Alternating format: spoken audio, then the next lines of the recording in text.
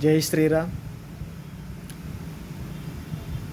साधू संतांचे जे अभंग असतात ते अभंगाचा विषय विशेष करून देवाची भक्ती, नामस्मरणाचं महत्त्व, तीर्थयात्रांचं महत्त्व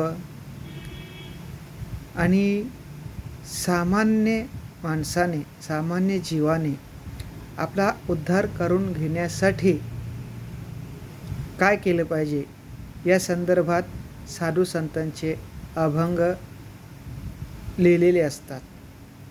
काही अभंगामध्ये ते दांभिक लोकांवर जे साधुत्वाचा आव आणतात, ज्ञानी असल्याचा आव आणतात आणि जगामध्ये मिरवतात की मी खूप मोठा साधू आहे, मी खूप मोठा ज्ञानी आहे असं लोकांना दाखवतात. असं दांभिकपणाने जे वागतात त्यांच्यावर परखड भाषा वापरून किंवा कधीकधी त्यांना प्रेमाने समजावून मूळ मुद्द्यावर आणतात. मूळ मुद्दा म्हणजे काय? बाबांनो, हा दांभिकपणा तुम्ही करू नका. मूळतः तुम्ही भक्ती करा, नामस्मरण करा. कारण भक्तीशिवाय, नामस्मरणाशिवाय इतर कोणतेही कर्म हे शून्य ठरत असतात. म्हणजे ते कर्म निरर्थक ठरतात. तुमच्या अंतःकरणामध्ये जर भक्ती नसेल तर तुम्ही इतर कोणतेही उपाय करा, यज्ञ करा, हवन करा, तीर्थयात्रा करा किंवा गंगेसारख्या नदीमध्ये स्नान करा, तरीसुद्धा ते व्यर्थ ठरेल. आता याला उदाहरणंसुद्धा दिलेली असं साधू संतांनी. किंवा अगदी संत एकनाथ महाराजसुद्धा सांगतात, भगवंताला विनवणी करतात की देवा, भक्ती प्रेमाविना ज्ञान नको देवा, अभिमान नित्य नवा तया माझी. कारण भक्तीशिवाय जर ज्ञान असलं तर माणसाला त्या ज्ञानाचा नित्य म्हणजे रोजच नवा नवा अभिमान निर्माण होतो आणि हा अभिमान, हा अहंकार माणसाला अधःपतनाला नेत असतो. मग पुढच्या काही चरणांमध्ये त्याने तर एखाद्या वेश्येची सुद्धा उपमा दिलेली आहे अभंगामध्ये, की ज्याप्रमाणे एखादी वेश्या असते, ती नटून थटून राहते, परंतु समोर आलेल्या गिऱ्हाईकाकडे जर पैसा नसेल तर ती त्याला हाकलून देते. त्या गिऱ्हाईकाची ती किंमत काढते, हाकलून देते त्याला. म्हणजे अशा प्रकारचा तिचा व्यवहार असतो. तसा जर भक्तीच नसेल, तुमच्याकडे नामस्मरणच नसेल, तर परमात्मा परमेश्वर तुमचा स्वीकार करत नाही.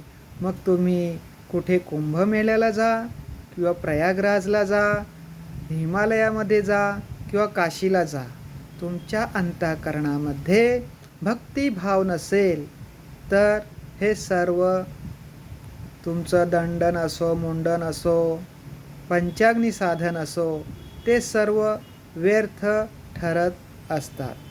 थोडक्यात साधू संतांना आपल्या अभंगाच्या माध्यमातून हेच सांगायचं आहे की भक्ती श्रेष्ठ आहे. भक्तिभावे विना तुका गेला, तुका म्हणे अवघाशीन. तुकाराम महाराज म्हणतात, भक्तिभावाशिवाय अवघा जो तुम्ही उपचार करणार तो एक प्रकारे शीण आहे, व्यर्थ आहे. यासाठी काही अभंग त्यांचे प्रसिद्ध सुद्धा आहेत. आणि तीर्थयात्रा करू नये असं कोणतंच साधू किंवा संत सांगत नसतात.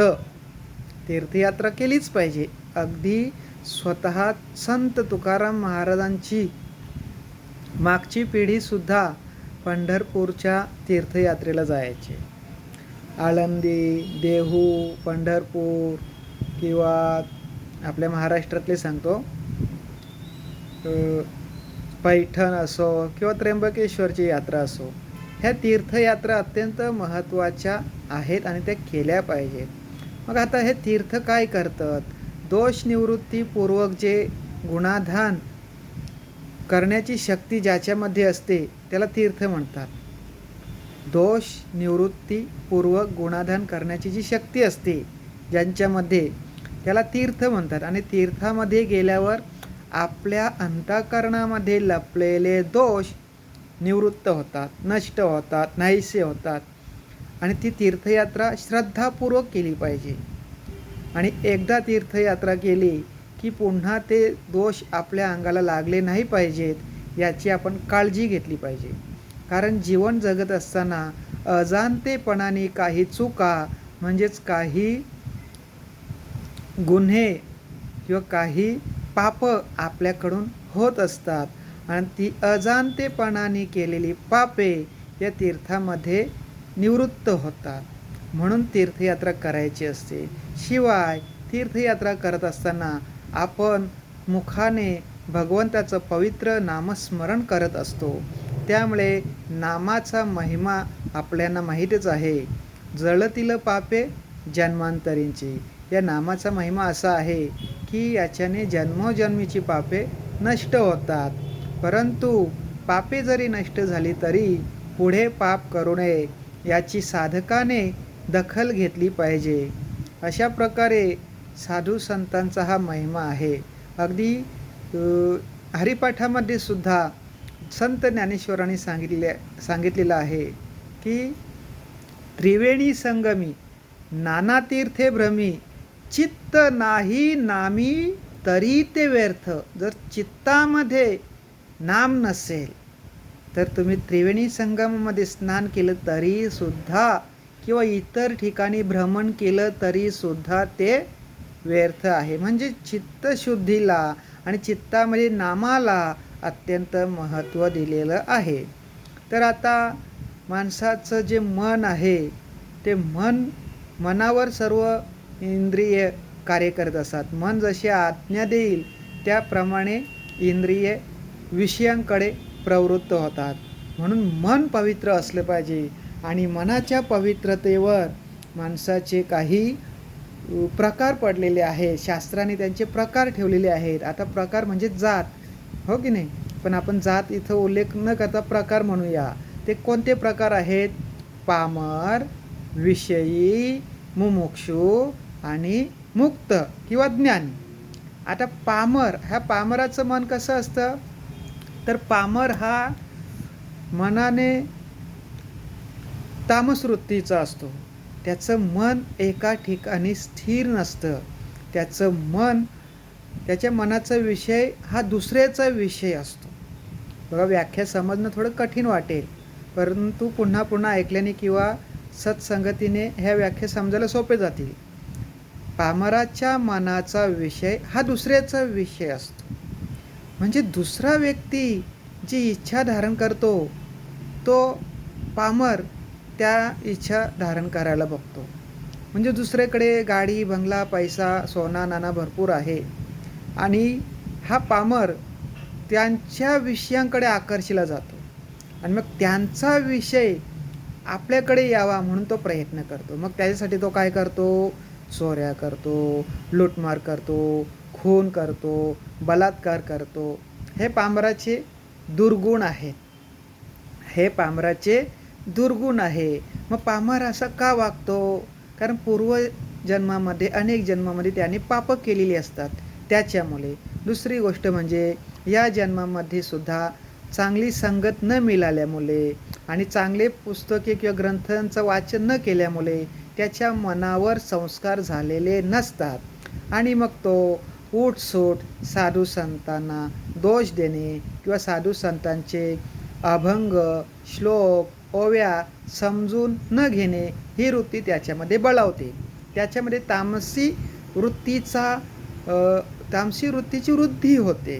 आणि तामसी वृत्तीची वृद्धी झाल्यामुळे तो काय करतो? तर एखाद्याला खलास करून टाकेन, एखाद्याचं मर्डर करून टाकेन, एखाद्याचं नायनाट करून टाकेन. अशा प्रकारच्या वृत्तींचा विकास होत असतो त्याच्या अंतःकरणामध्ये. आणि मग ह्या पामराकडूनच विशेष करून वाईट कर्मे घडली जातात. आज आपण बघत आहोत जे आतंकवादी जे असतात त्या आतंकवाद्यामध्ये तामस वृत्तीचा जास्त वृद्धी झालेली असते आणि म्हणून त्यांच्याकडून हे विध्वंसक कृत्य जास्त घडून येतात. हा तामस वृत्तीचा म्हणजे पामर जो व्यक्ती आहे तो साधू संतांना मानत नाही, तो वेदांना मानत नाही, तो शास्त्रांना मानत नाही, तो पुराणांना मानत नाही, तो देवाला सुद्धा मानत नाही, तर देवांचे विचार कधी आत्मसात करेल, साधू संतांचे विचार कधी आत्मसात करेल? आणि देवांचे विचार, साधू संतांचे विचार आत्मसात न केल्यामुळे किंवा ते व्यवस्थित समजून न घेतल्यामुळे त्याच्या मनामध्ये कुतर्क निर्माण होतो, नको ते विचार निर्माण होतात आणि तो त्या नको त्या विचारांवरच आरूढ होतो आणि माझंच खरं, मी सांगतो तेच खरं, मी करतो तेच खरं, माझ्या कर्मामध्येच मला आनंद मिळतो आहे, त्याच्यामुळे मी करतो तेच योग्य असं त्याला वाटत असतं. परंतु तो पामर असतो आणि पामराच्या या कृत्यांकडे आपण दुर्लक्ष केलं तर आपल्या समाजाचा नायनाट होईल. म्हणून पामरामधला पामरत्व, आता पामरामधला पामरत्व हा शब्द मी सांगत असताना पामराला आपण खळ म्हणूया आणि खळांमध्ये जी व्यंकटी आहे ती व्यंकटी निघून जावी, दुष्टपणा निघून जावं, दुष्टातला दुष्टपणा निघून जावा म्हणून साधू संत प्रार्थना करतात. जे खळांची व्यंकटी सांडो तया सत्कर्मी रती वाढो, भूता परस्परे पडो मैत्र जीवांचे. की हे गुरुदेवा, जे खळ आहे, जे दुष्ट आहेत, जे पापी आहेत, जे पामर आहेत, त्यांच्यातला हा अवगुण निघून जावा. दुष्ट मनुष्य संपून जावा असं नाही, तर दुष्टातला दुष्टपणा निघून जावा. ही थोर विचारसरणी साधू संतांची असते. परंतु आपण साधू संतांचे अभंग आपल्या मनानुसार लावत असतो, म्हणून त्यांच्या अभंगातला, त्यांच्या ओव्यातला मतितार्थ, गूढार्थ आपल्या लक्षात येत नसतो. म्हणून साधू संत लक्षात ठेवा, कधीच वेदांनी शास्त्रांनी वर्णिलेल्या गोष्टींची ते अवहेलना करत नसतात, त्यांची निंदा कधीच करत नसतात. आपल्यांना अल्पबुद्धी आपण असल्यामुळे, शास्त्र संस्कार नसल्यामुळे आपल्यांना अभंग वाचताना, अभंग समजून घेताना आपल्या अल्पबुद्धीला ते पटत नसल्यामुळे आपण आपल्या अल्पबुद्धीप्रमाणे त्याचा अर्थ लावून मोकळा होतो. तर हे आहेत पामराची लक्षणे. त्याच्यानंतर आपण बघूया विषय. दुसरा प्रकार आपण बघत आहोत. विषयी जो असतो त्या विषयी, ज्या मनाचा विषय स्वचा विषय, विहित विषय असतो. म्हणजे जर एखादा विषयी मनुष्य आहे, तो फक्त स्वतःचाच विचार करतो आणि विहित करतो. विहित का करतो? कारण तो विषयी शास्त्र संस्कार असतात त्याच्याकडे, त्यांनी पुराण श्रवण केलेले असतात, कीर्तन प्रवचन ऐकलेले असतात, शास्त्राचे संस्कार त्याच्या मनावर असतात, परंतु तो पूर्णतः पारमार्थिक नसतो, पूर्णतः त्यांनी त्याचा अंगीकार केलेला नसतो, तो तळ्यात आणि मळ्यात असतो. म्हणजे हे केल्याने माझं चांगलं होईल, ते केल्याने माझं वाईट होईल, परंतु समाजाचं चांगलं होईल असा तो कधी विचार बघत नाही. तो फक्त स्वचा विचार करत असतो आणि विहित कर्मे करीत असतो. परंतु विहित कर्मे करताना सुद्धा त्याला पटेल ती तो कर्मे करीत असतो. त्याच्यामुळे त्याचा सुद्धा उद्धार होऊ शकत नाही. पामराचा उद्धार होऊ शकत नाही, विषयी विज्ञानांचा विकास होऊ शकत नाही. त्याच्यानंतर आता राहिला मुमुक्षू. हा मुमुक्षू जो असतो त्याचं काय कसं असतो, त्याला स्वतःच्या उद्धाराची खूप अपेक्षा असते आणि त्याच्या मनाचा विषय त्याचा नसतो, तर त्याच्या मनाचा विषय देव असतो, साधू संत असतात, वेद असतात, शास्त्र असतात, पुराणे असतात. तो स्वतःचा विचार करत नाही, तो स्वतःच्या आत्मउद्धाराचा विचार करतो.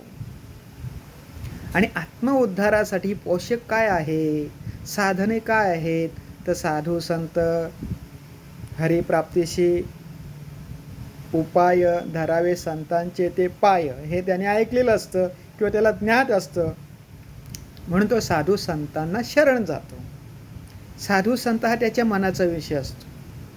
तीर्थयात्रा करावी हा त्याच्या मनाचा विषय असतो, देवाची भक्ती करावी हा त्याच्या मनाचा विषय असतो, नामस्मरण करावं हा त्याच्या मनाचा विषय असतो, हो की नाही. नावडे जन धन माता पिता, विषय तो त्यांचा झाला नारायण, हो की नाही. त्यांच्या मनाचा विषय नारायण झालेला असतो. त्यांच्या मनाच्या विषयांमध्ये गाडी बंगला, चांगली बायको, चांगली नोकरी हे काहीच नसतो. नावडे जन धन माता पिता या टोकापर्यंत पोहोचलेले असतात. आणि म्हणून हा जो मुमुक्षु आहे ना, तो मोक्षाचा खरा अधिकारी असतो. त्याला मोक्षाची तीव्र इच्छा असते आणि मोक्षाची तीव्र इच्छा असल्यामुळे तो साधू संतांना, गुरुला शरण जातो आणि आपल्यातले दोष घालवण्यासाठी मल, विक्षेप, आवरण असे 3 दोष माणसाच्या अंतःकरणामध्ये असतात असं शास्त्रामध्ये लिहिलेलं आहे. आणि मलाचा दोष, मल आता आपल्या शरीरामध्ये किंवा आपल्या अंतःकरणामध्ये, शरीरामध्ये म्हणण्यापेक्षा अंतःकरणामध्ये म्हणा, अंतःकरणामध्ये हे मल, विक्षेप, आवरण असे 3 दोष असतात. मल नावाचा दोष आहे, कशावरून ओळखायचं की पाप करण्याची वृत्ती, शास्त्राच्या विरोधात जाऊन पाप करण्याची वृत्ती, कर्म करण्याची वृत्ती जी होते त्याच्यावरून समजायचं आपल्या अंतःकरणामध्ये मल नावाचा दोष आहे. शास्त्राने सांगितलं हे खाऊ नये, परंतु हा जाणीवपूर्वक खातो. शास्त्राने सांगितलं हे पिऊ नये, परंतु हा जाणीवपूर्वक पितो. शास्त्राने सांगितलं साधू संतांची निंदा करू नये, पण हा जाणीवपूर्वक निंदा करतो. मग अशा प्रकारे शास्त्राच्या विरोधात जाऊन जे कृत्य करण्याची वृत्ती निर्माण होते, समजायचा आपल्या अंतःकरणामध्ये मल नावाचा दोष आहे. आणि मल नावाचा दोष काढून टाकायचा असेल तर तुम्हाला निष्काम सेवा करावी लागेल, ती पण पारमार्थिक सेवा करावी लागेल. उदाहरणार्थ मंदिरामध्ये जाऊन झाडलोट करणे, पंक्ती बसवणे, लोकांच्या उष्ट्या पत्रावली उचलणे, लोकांनी जे चपला ठेवलेल्या आहेत ते चपलांची राखण करणे, सतरंजा अंथरणे, लोकांना पाणी वाटणे, लोकांची जी काही तुम्हाला जमेल ती सेवा, साधू संतांची जी जमेल ती सेवा करणे. आणि कसं निष्काम हेतूने, निस्वार्थ हेतूने, लोकांना दाखवण्यासाठी नाही, बघा मी कशा पत्रावले उचलतो, बघा मी सप्त्यामध्ये हजेरी लावली, बघा मी सत्संगामध्ये हजेरी लावली, मी दान केलं, बॅनर लावलं माझं, याच्यासाठी सेवा करायची नसते. तर निष्काम, निर्हेतुक, निस्वार्थ असा सेवा करायला लागतो. तेव्हा मल नावाचा दोष निघून जातो, तुमच्या अंतःकरणातला मल नावाचा दोष निघून जातो. मल, विक्षेप. आता विक्षेप कशाला म्हणतात तर तुम्ही शास्त्रसंस्कार आहे तुमच्याकडे चांगल्या प्रकारे, परंतु तरीसुद्धा तुमची वृत्ती होते, तुमची काय होते, वृत्ती होते पाप करण्याची. तुम्हाला माहीत आहे दारू पिल्याने नरकामध्ये जावं लागेल, तरीसुद्धा दारू पिण्याची वृत्ती होतेच. मांस खाल्ल्याने नरकात जावं लागेल, पाप घडेल, तरीसुद्धा मांस खाण्याची वृत्ती होते. म्हणजे तुमच्या अंतःकरणामध्ये विक्षेप नावाचा दोष आहे. माल जपायला बसले की मन भटकतं, मंदिरात गेलो किंवा तीर्थाच्या ठिकाणी गेलो तर तिथे सुद्धा परस्त्रिया बघून मन भटकतं, किंवा सोने चांदे दागिने बघितल्यावर मन भटकतं, किंवा कुठे ऑर्केस्ट्रा लागला असेल, तुम्हाला माहीत आहे ऑर्केस्ट्राला नाही गेलो पाहिजे, स्त्रियांचं नृत्य नाही बघितलं पाहिजे, तरीसुद्धा तिथे जाऊन स्त्रियांचं नृत्य बघण्याची वृत्ती होते. म्हणजे तुमचा जो परमार्थ आहे त्या परमार्थाला विक्षेप निर्माण होतो आणि हा विक्षेप तुम्हाला अधःपतनाला नेत असतो. आणि म्हणून विक्षेप नावाचा दोष घालवायचा असेल तर गुरुला शरण जावं लागेल. श्रद्धावान लभते ज्ञानम, श्रद्धापूर्वक गुरुला शरण जा आणि त्यांच्याकडून ज्ञान प्राप्त करून घ्या. आणि असं करत असताना तुम्हाला तुमच्याजवळ काही गुण पाहिजेत, विवेक पाहिजे, चांगला विचार पाहिजे. आता विवेकाची व्याख्या मोठी आहे, हो की नाही. सत्संगतीने आत्मा अविनाशी व क्रियारहित असून त्या व्यतिरिक्त इतर सर्व अनात्म चंचल आहेत असा ज्याचा दृढ विचार झाला, विश्वास झाला, त्याला विवेक म्हणतात. आता समजली ही व्याख्या कठीण आहे, पुन्हा पुन्हा ऐका. त्यानंतर वैराग्य पाहिजे. आता वैराग्य कशाला म्हणतात? इहलोकापासून परलोकापर्यंत. बघा, इहलोकापासून म्हणजे पृथ्वी लोकापासून ते परलोकापर्यंत म्हणजे स्वर्गलोकापर्यंत, ब्रह्मलोकापर्यंत, इंद्रलोकापर्यंत, सत्यलोकापर्यंत अनुकूल मानलेल्या भोगांच्या त्यागाच्या इच्छेस वैराग्य म्हणतात. म्हणजे ह्या गोष्टी तुम्हाला अनुकूल आहेत, तुम्हाला प्राप्त आहेत, परंतु तुम्हाला ह्या गोष्टीमध्ये रस नाही पाहिजे, कारण तुम्हाला परमात्म्याची प्राप्ती पाहिजे. आणि परमात्म्याची प्राप्ती करणे हाच मोक्ष आहे. आणि म्हणून या अनुकूल मानलेल्या भोगाच्या त्यागाच्या इच्छेला वैराग्य म्हणतात. तो गुण तुमच्या आमच्यामध्ये पाहिजे. हे दोन सांगितलं, विवेक वैराग्य. त्यानंतर शमाधी षटक सांगितलेलं आहे शास्त्राने. शम, दम, तितिक्षा, समाधान, उपरम, उपरती. आता या प्रत्येकाची व्याख्या सांगायला गेलं तर व्हिडिओ मोठा होईल, पण आता तुम्हाला जर ऐकायचं असेल तर कधीतरी पर्सनली येऊन भेटू शकता तुम्ही. त्याच्यानंतर माणसाच्या मनामध्ये माणूस मुमुक्षू होतो. आणि मग आवरण दोष, आपल्या अंतःकरणामध्ये मल विक्षेप होता तो आपण दूर केला. आता आवरण दोष. आवरण म्हणजे अज्ञानाचं आवरण. आपण स्वतः ज्ञानस्वरूपच आहोत, परमात्मा हा ज्ञानस्वरूपच आहे, आत्मा हा ज्ञानस्वरूपच आहे, परंतु त्या आत्म्यावर अनात्म म्हणजे अज्ञानाचं आवरण असल्यामुळे आत्मा दिसत नाही आपल्याला, म्हणजे आनंद दिसत नाही आपल्याला. ज्याप्रमाणे शुद्ध पाण्यावर, तलावामधील शुद्ध पाण्यावर शेवाल पसरलेला आहे, तो शेवाल बाजूला केला रे केला की शुद्ध पाणी तुम्हाला खाली मिळणारच आहे. किंवा ज्याप्रमाणे सोन्याच्या हारावर सडलेला, खराब झालेला फडका पडलेला आहे, परंतु तो सडलेला, खराब झालेला फडका म्हणजे कपडा बाजूला सारला, बाजूला केला की लगेच तुम्हाला सोन्याचा हार प्राप्त होईल. तसा या आत्म्यावर अज्ञानाचं आवरण आहे. तो अज्ञानाचं आवरण निवृत्तीकरिता आपल्याला प्रयत्न करायचे आहे. मग ते अज्ञान कुठून आलं, हे आता मोठी लांबलचक साखळी आहे. हे सर्व मी सांगत बसत नाही. सांगायचा मूळ उद्देश असा होता की, आणि अजून एक चौथा प्रकार आला, जसा पामर, विषयी, मुमुक्ष आणि मुक्त. मुक्त म्हणजे ज्ञानी, याचा विषयच, त्याचा मनाचा विषयच परमात्मा रूप झालेला असतो. मन हे माझे राम झाले, अशी त्याची अवस्था झालेली असते. जिथे जाईल तिथे त्याला देवच दिसतो. जे जे भेटे भूत ते ते मानिजे भगवंत, या वृत्तीपर्यंत तो पोहोचलेला असतो. त्याच्यामुळे त्याचा मनाचा विषयाला काही जागा शिल्लक राहिलेली नसते.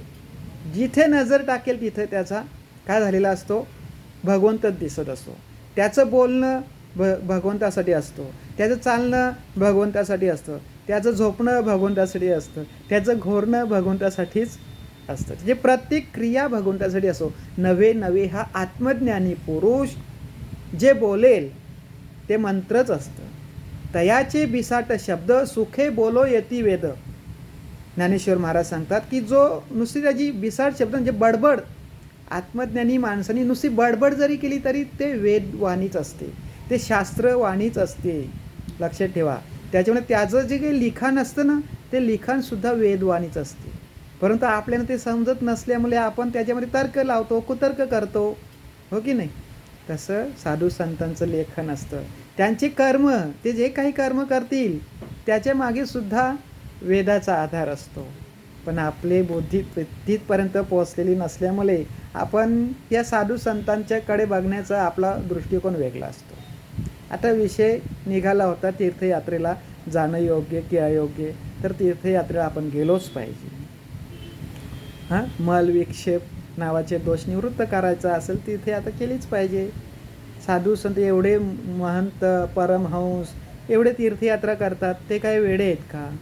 अरे आपण हे बघायचं, आपल्याला उपदेश करणारा मोठा आहे की साधू संत मोठे आहेत. ज्ञानेश्वर महाराज, तुकाराम महाराज यांनी कधी तीर्थयात्रांबद्दल किंवा कुंभमेळ्याबद्दल कधी निंदा केली नाही.